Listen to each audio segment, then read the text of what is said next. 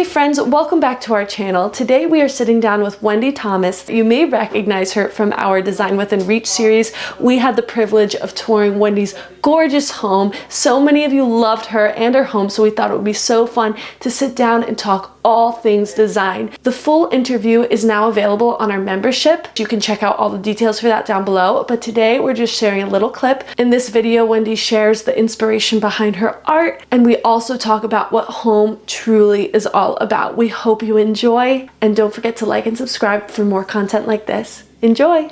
I mean, why don't you just talk to us a bit about your art and what inspires you in that regard, and how kind of your love for all things beauty inspires you in that area? Yeah, you know, my mom asked me last night, she turned to me and said, so what inspired you to paint that? I truly don't know how to answer that. I looked at them and I thought, I don't know.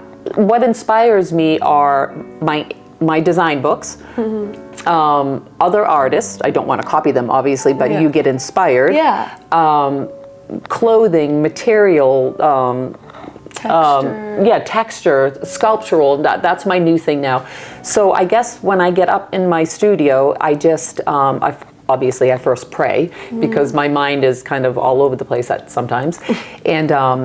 And I'll just pray and I'll kind of ask the Lord, like, you know, take my hand and help me create something that someone will love, that someone will put in their home and just look at it and it will bring joy to them and just even comfort, peace, whatever.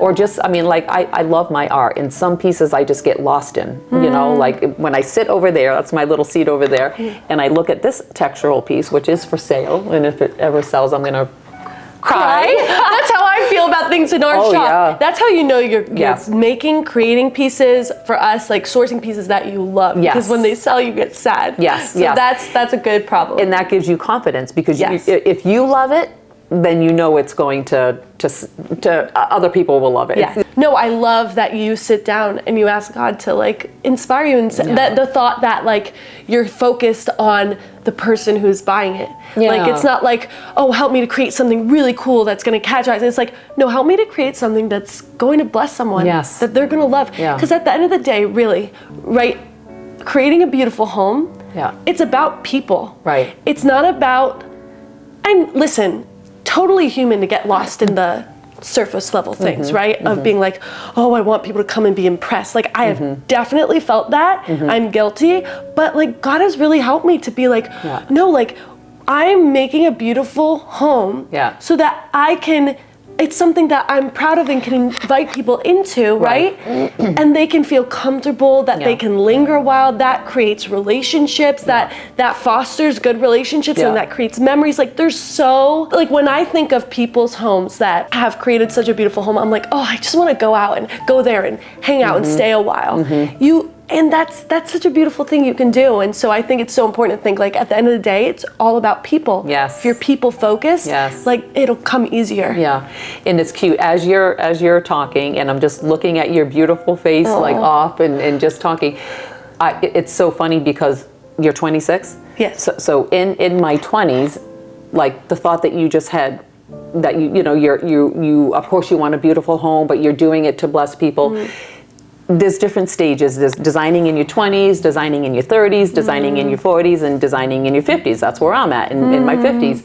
That will lessen. For me, I was probably you, but a little jacked up because I was that's just my personality. So now in my 56, it's just like I still feel that, but then I'll go, no, I'm not going to feel that. If they come in and see dust in my house, so be it. If they come in and see my house a mess, I love my house. And I even love my house a mess. But in my 20s, I was just like, ooh, kids, get up in your bedroom. Don't breathe. I'm done. Right, Andrew? You're But so, and that's a beautiful thing. And that's called grace. And that's called holding on to the Lord's robe and asking Him for changes and whatnot. I just got chills. But what I'm about to say, you know, you're going to say, but you just said you were changed. I haven't really changed that much. But speaking about having your home for people, that's what it truly is. It's for, you want your home to look beautiful if that's your thing. And but you, like you said, you want people to be comfortable. You want people to want to come back to your home because of the beauty and the relationships and all of that. So I'm in a new season in my life. I'm a caregiver of my mom, who is 88.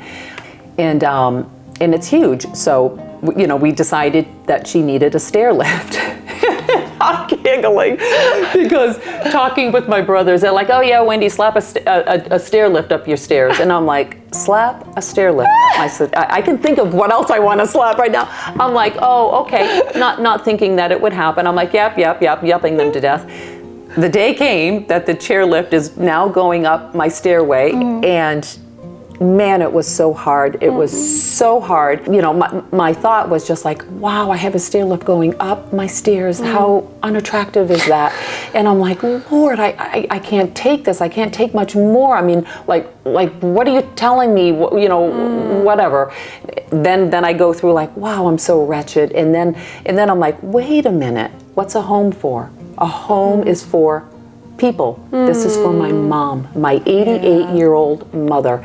And then it all diminished. Of course, driving home, I'm like, oh God, I'm gonna open up my door and to see a chairlift. And when I came into the house, I looked at the stairwell and the bars matched my wall completely. So after going, and then I'm like, oh, the color matches. And then I'm like, oh, and then I walk into the kitchen and make dinner. And you know, I don't notice it anymore.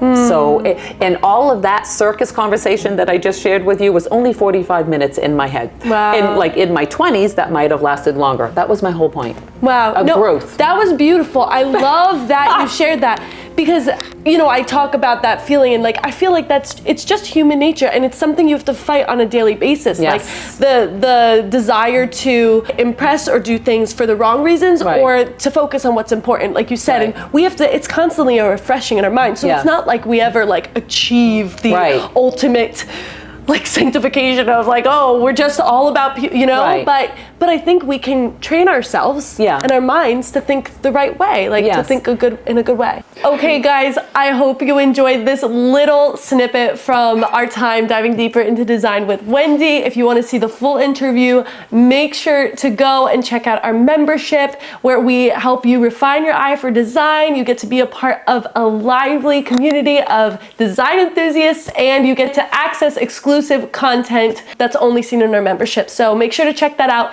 below at the link. And yeah, thanks so much, Wendy. Thank you.